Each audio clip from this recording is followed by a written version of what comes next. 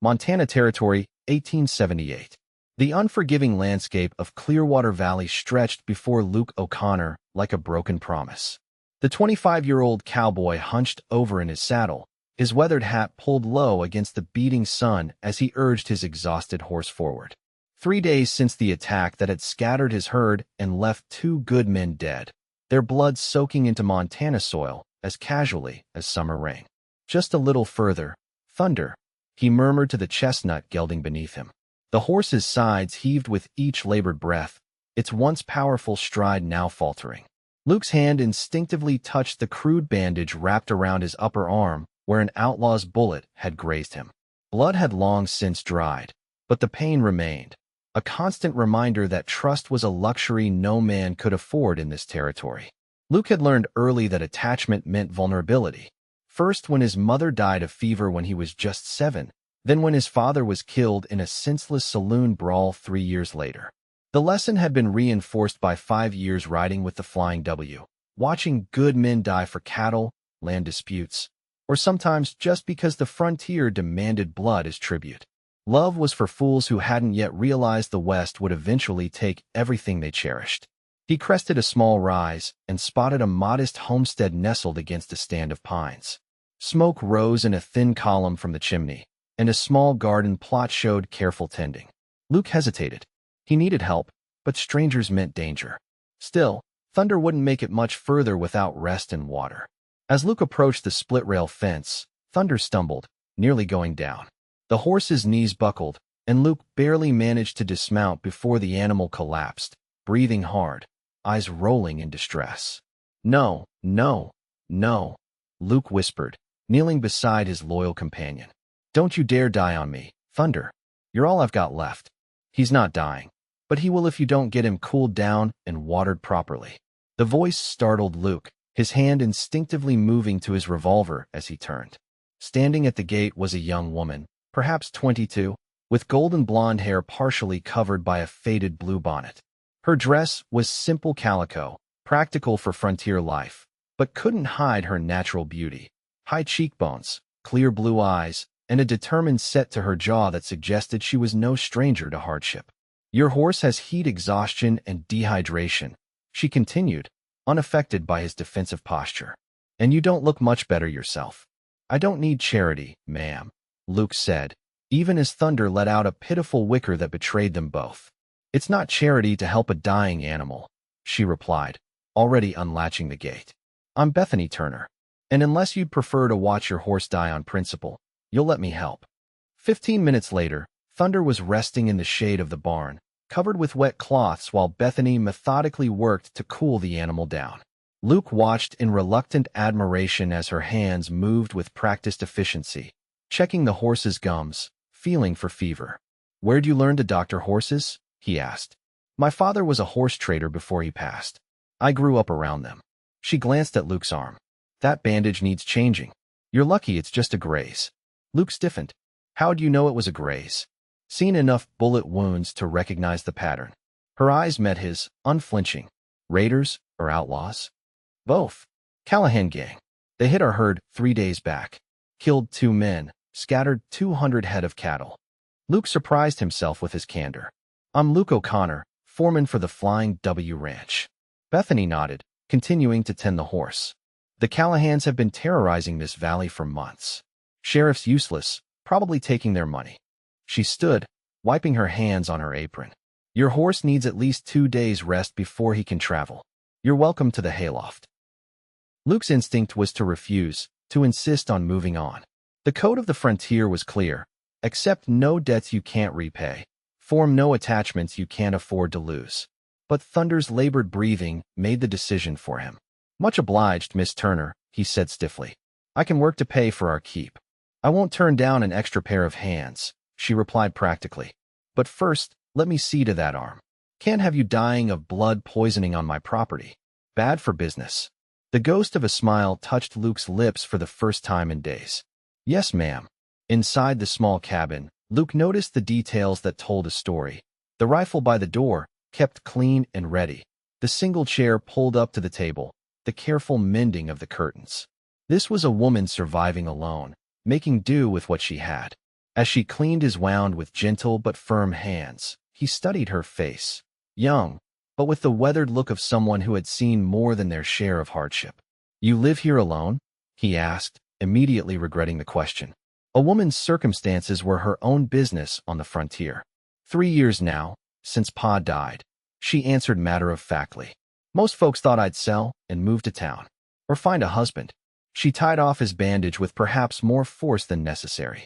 "I'm not most women." "I can see that," Luke said quietly. That night, as he lay in the hayloft watching moonlight filter through the slats of the barn wall, Luke found himself wondering about Bethany Turner. How did a young woman survive alone in this territory? The question troubled him more than it should. Other people's struggles weren't his concern. Attachment meant vulnerability, and vulnerability got men killed in the West. But as sleep finally claimed him, Luke's last thought was not of the scattered herd or his dead companions, but of clear blue eyes that seemed to see right through him. The next morning, Luke woke to find Bethany already in the barn, checking on Thunder. "Your horse is looking better," she said without preamble. "Another day of rest should do it." She handed him a cup of coffee. "There's breakfast in the house when you're ready. Then I could use help mending the north fence. Had a bear come through last week." Luke nodded, oddly comforted by her practicality. "I've got to send word to the Flying W. My boss will be wondering if I'm dead. Peterson's boy rides through here Tuesdays with mail. He can take a message." She paused, studying him. "If you're worried about those outlaws tracking you here, I'm not leading trouble to your door," Luke interrupted.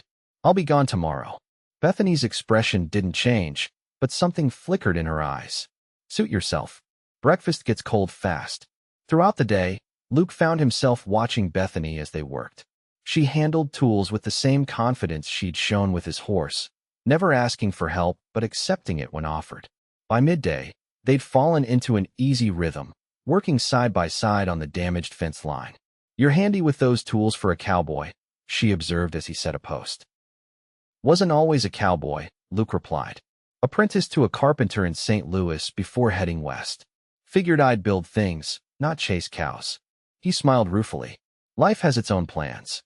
"That it does," Bethany agreed, handing him the next rail. "I was supposed to be a schoolteacher. Even had a position waiting in Helena." Luke raised an eyebrow. "What happened?" "Pa took sick. By the time he passed, the position was filled." She shrugged. "Then I realized I preferred this life anyway. Freedom has its price, but it's worth paying." As the sun began its descent, they made their way back to the cabin. The air between them had shifted subtly during the day's work. No longer strangers thrust together by circumstance.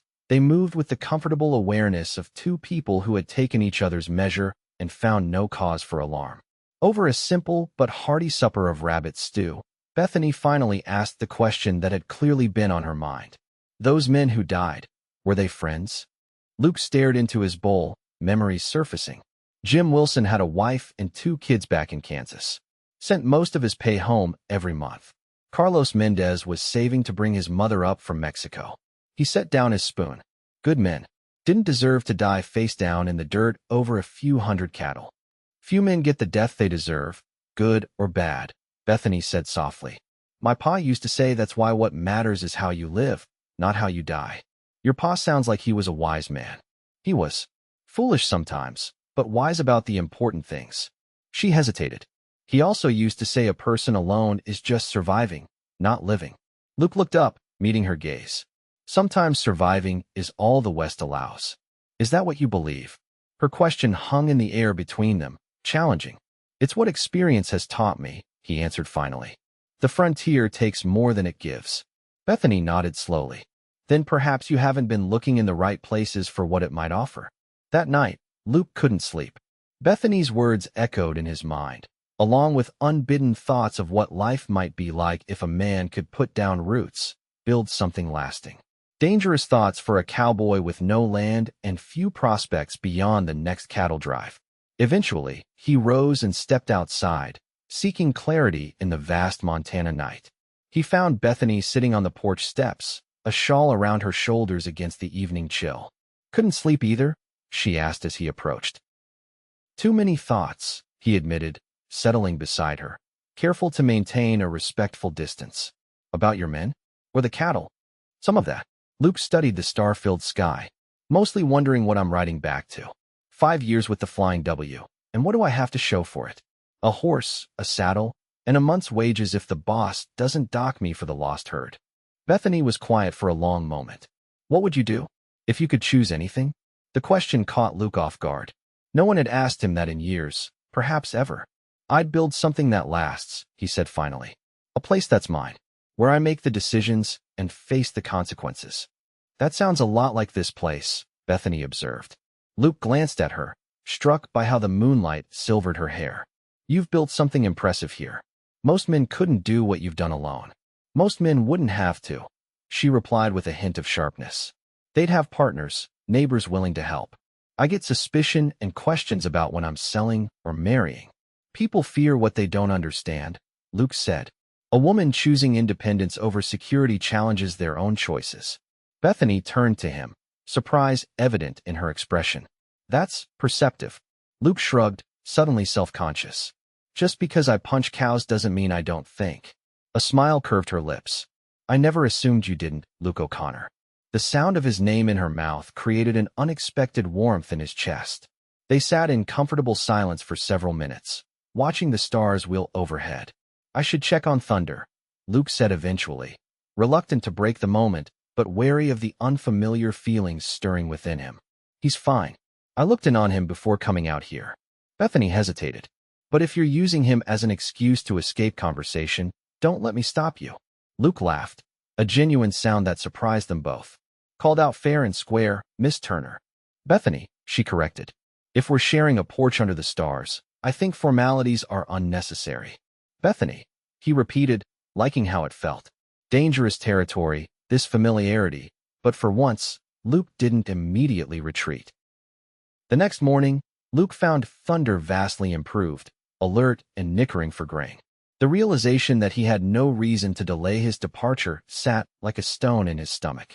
He was feeding the horse when Bethany appeared in the barn doorway. Looks like he's ready to travel, she observed, her tone carefully neutral. Appears so, Luke agreed, not meeting her eyes. I should thank you properly. Without your help, I'd have lost him. Any decent person would have done the same. Luke shook his head. No, most would have let a stranger ride on to die elsewhere.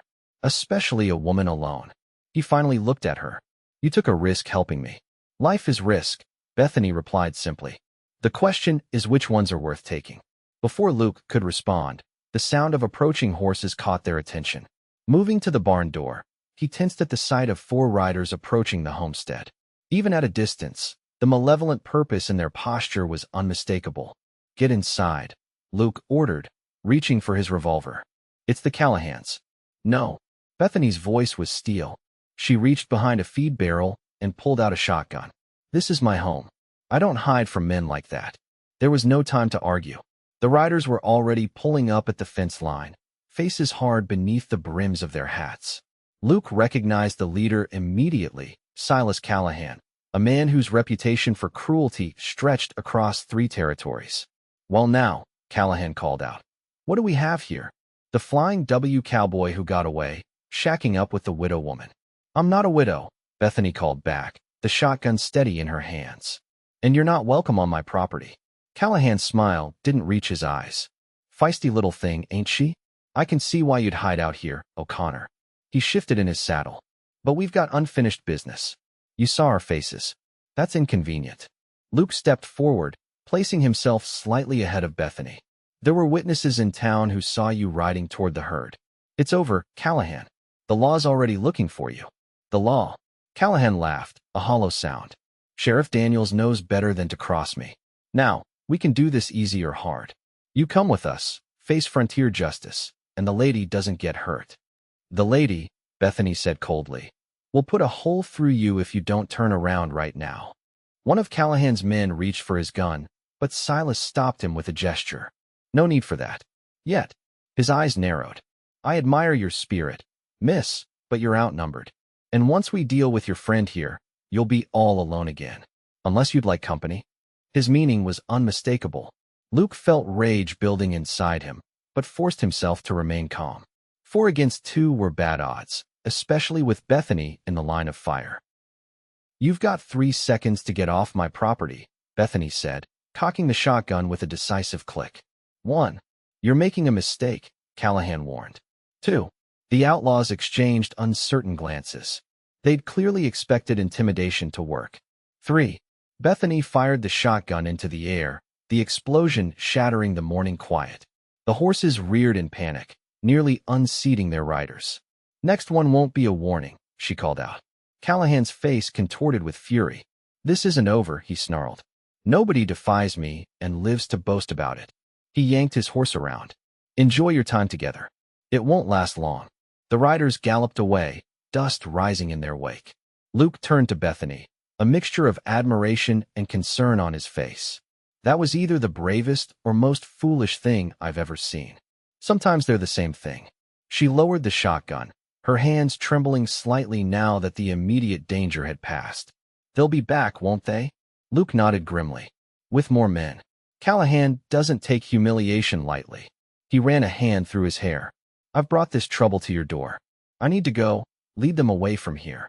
And what happens when they catch you alone on the trail? Bethany demanded.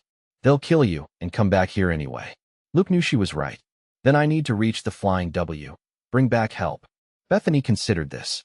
Peterson's boy will be by with the mail today. We can send word to both the ranch and to Fort Harrison. The Army's been looking for an excuse to move against the Callahans.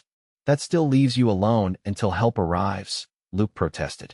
I won't be if you stay, Bethany said simply.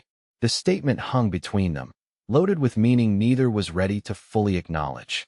Luke looked at this remarkable woman, brave, resourceful, independent, and realized with startling clarity that he couldn't bear the thought of riding away, of never seeing her again.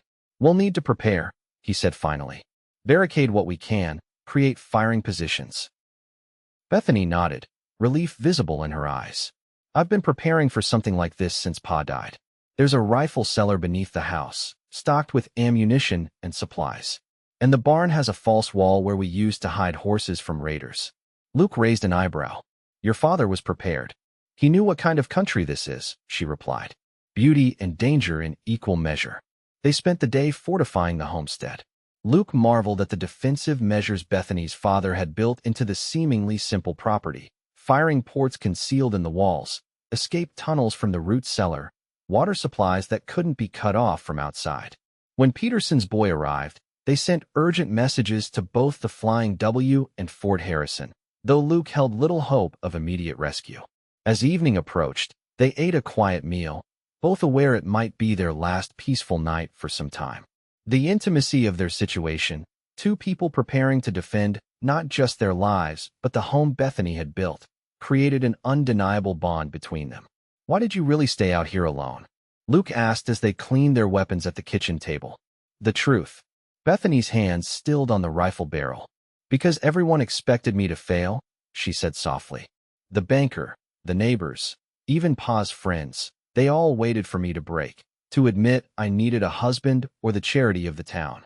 Her eyes met his, fierce with remembered determination. I refused to prove them right. And now? Luke asked. Now I stay because I love it. She gestured to the small cabin and the land beyond. This is mine. I built it. I defended it. I made it prosper. Why should I give that up? Luke nodded, understanding completely. My father used to say a man needs something worth fighting for. Something beyond himself. And what do you fight for, Luke O'Connor? The question pierced him. For years, he'd convinced himself that survival was enough, that attachment was weakness. But sitting across from this extraordinary woman, in a home she'd built through sheer determination, Luke recognized the emptiness of his existence. I'm not sure I know anymore, he admitted. Maybe I never did. Bethany reached across the table, her hand covering his. Perhaps it's time to find out. The touch of her hand sent warmth spreading through him. Looking into her eyes, Luke saw not just beauty, but strength, intelligence, and a loneliness that mirrored his own. Without conscious thought, he turned his hand to clasp hers. Bethany, he began, not certain what he meant to say. A distant gunshot shattered the moment. Luke was on his feet instantly, extinguishing the lamp. Bethany moved to the window, peering cautiously through a gap in the curtains. Riders, she confirmed. At least 8 of them, at the edge of the clearing. Luke joined her, counting 12 men silhouetted against the moonlit landscape. Callahan brought friends. They're waiting until dawn. Why not attack now? They want to see what they're getting into. And they want us to spend the night in fear. Luke's jaw tightened. It's how Callahan operates. He enjoys the anticipation of violence as much as the act itself. Bethany's expression hardened. Then he doesn't know what he's riding into. The night passed in tense vigilance. They took turns watching while the other rested, though sleep was impossible for both. In those quiet hours, with danger surrounding them, Luke found himself thinking not of escape, but of possibilities. Of what it might mean to stand his ground, to fight for something, someone, who mattered. As the first light of dawn crept into the sky, Luke touched Bethany's shoulder. It's time. They'll come with the sun at their backs. She nodded, her face resolute. I'll take the south firing port. You take the north. If they break through, we fall back to the cellar. Luke caught her arm as she turned to go. Bethany, if anything happens, don't, she interrupted. We're not saying goodbyes. That's not what I was going to say. Luke took a breath, stepping into unknown territory.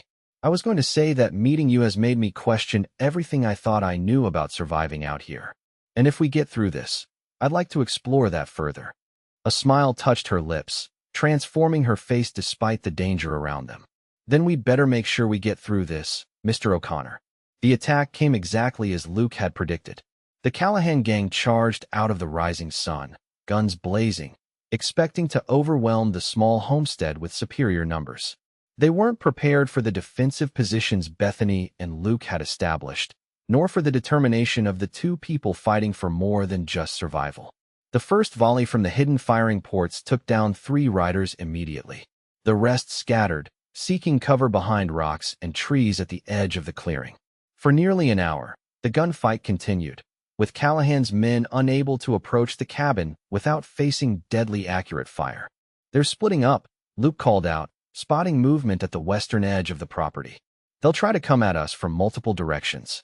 Bethany nodded, reloading her rifle. The barn is their most likely approach. I've left them a surprise there. As if on cue, an explosion rocked the morning air.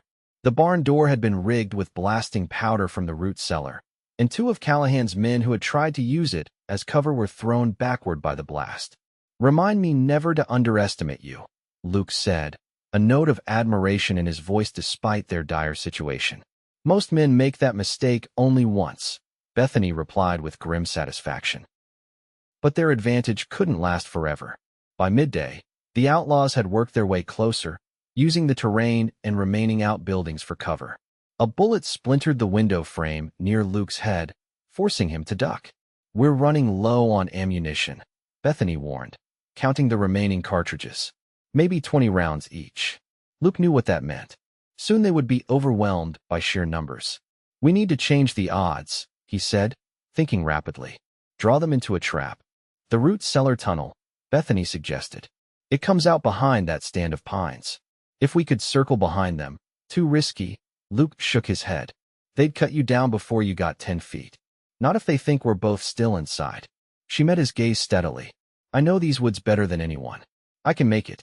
Before Luke could argue further, a new sound reached them. Hoofbeats, many of them, approaching from the east. Callahan's men heard it too. Their firing became more desperate. That's not more of Callahan's men, Luke said, hope rising in his chest. That's cavalry, Bethany finished, peering through a crack in the wall. And riders from the Flying W. The arrival of the soldiers from Fort Harrison, along with a dozen cowboys from the Flying W, turned the tide instantly. Caught between the cabin and the approaching reinforcements, most of Callahan's men surrendered immediately. A few, including Silas himself, attempted to flee, only to be cut down or captured in the ensuing chase. When the shooting finally stopped, Luke and Bethany emerged from the cabin to find the ranch foreman, Marshall Dawson, dismounting in the yard. O'Connor, the older man called out, genuine relief in his voice. When we got your message, I feared we'd be too late. Nearly were, Luke admitted, his hand unconsciously finding Bethany's. Miss Turner here saved more than just my horse. She saved my life. The marshal's eyebrows rose slightly at their clasped hands, but he merely nodded. The army's been wanting to clean out the Callahan nest for months. Your situation gave them the excuse they needed. He looked around at the bullet-riddled homestead. Though it appears you two nearly handled the matter yourselves. As the soldiers rounded up the surviving outlaws, Luke and Bethany stood in the yard, surveying the damage.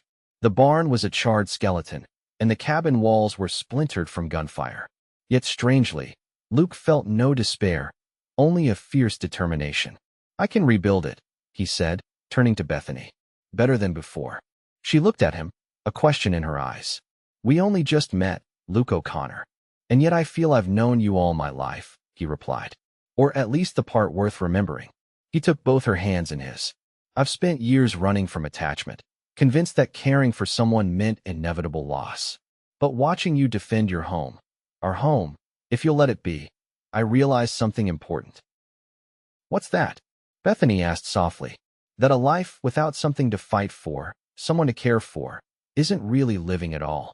Luke's voice was steady, certain. "I don't know what the future holds, Bethany Turner, but I know I want to face it with you. Not because you need my protection.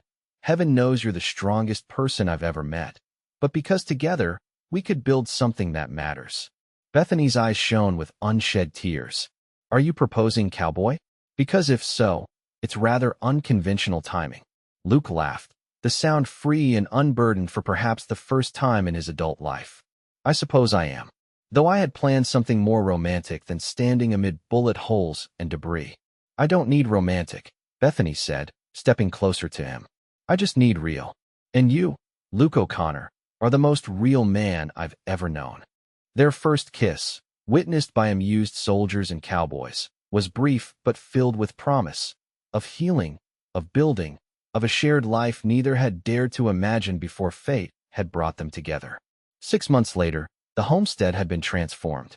The barn stood rebuilt and expanded, now housing not just Thunder but 4 other horses, including a promising pair of breeding mares. The cabin too had grown, with a new bedroom wing and a proper front porch where 2 rocking chairs sat side by side. On a crisp autumn evening, Luke and Bethany O'Connor sat in those chairs, watching the sunset paint the valley in gold and crimson. Luke's arm rested comfortably around his wife's shoulders, while her hand lay protectively over her slightly rounded belly, the first visible sign of the child that would arrive by spring. "Do you ever think about what would have happened if Thunder hadn't collapsed at my gate that day?" Bethany asked, her head resting against her husband's shoulder. Luke considered this, his fingers gently stroking her arm. "I'd still be riding for someone else's brand, telling myself that loneliness was freedom." He kissed the top of her head. "And you'd still be proving to the world you didn't need anyone." "We were both wrong," Bethany observed with a smile. "Gloriously wrong," Luke agreed. "And I've never been happier to be mistaken in my life." As darkness fell over their land, their home, Luke O'Connor realized that the harsh frontier that had taken so much from him had finally given something back. Not just love, but purpose, belonging, and the promise of a future built on something stronger than mere survival. "I love you, Bethany O'Connor," he said simply, the words still new enough to fill him with wonder. "And I love you," she replied, the certainty in her voice echoing the certainty in their joined lives. Now and always. In the distance, Thunder nickered from the new barn, as if in agreement that all was as it should be.